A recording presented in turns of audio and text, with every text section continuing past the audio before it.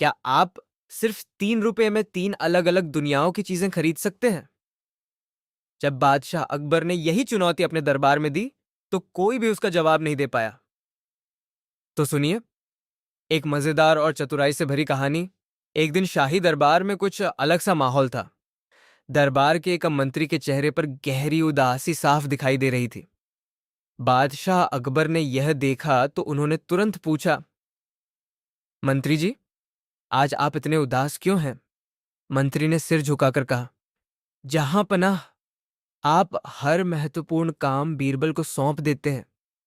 हमें अपनी काबिलियत दिखाने का मौका ही नहीं मिलता। दरबार में सन्नाटा छा गया।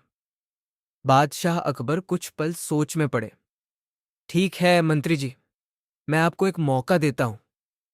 और फिर उन्होंने मंत्री की ओर 3 रुपए बढ़ाते हुए कहा, आप बाजार जाइं और इन 3 रुपयों से 3 चीजें खरीद कर लाएं। हर चीज 1 रुपये की होनी चाहिए।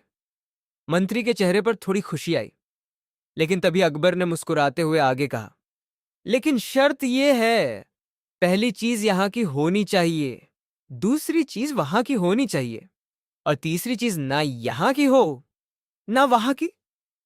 दरबारी मंत्री अकबर से 3 रुपए लेकर बाजार निकल पड़ा। मंत्री बाजार पहुंचा।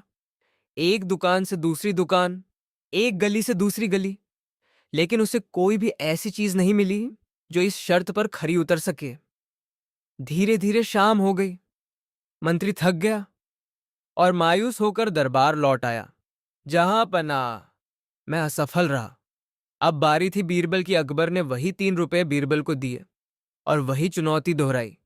बीरबल हल्का सा मुस्कुराया और बोला, जहां पना, 1 घंटे में लौटता हूं।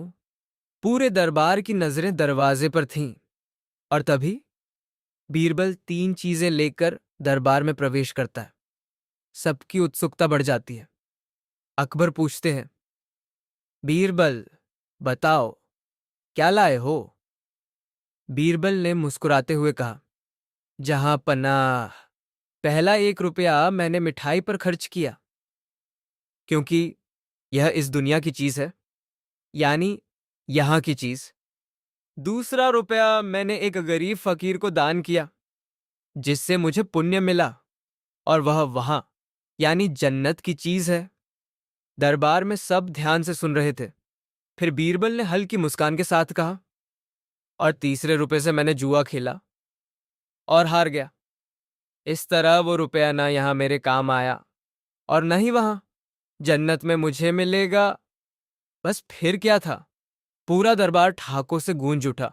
बादशाह अकबर भी हंस पड़े और बोले, वाह बीरबल, तुम्हारी बुद्धि का जवाब नहीं। मंत्री भी मुस्कुरा उठा और उसने भी माना, बीरबल सच में सबसे चतुर है। और सभी ने उनकी बुद्धि का लोहा मान लिया। और अधिक रोचक कहानियों सुनने के लिए चैनल को लाइक, सब्सक्राइब और शेयर करें।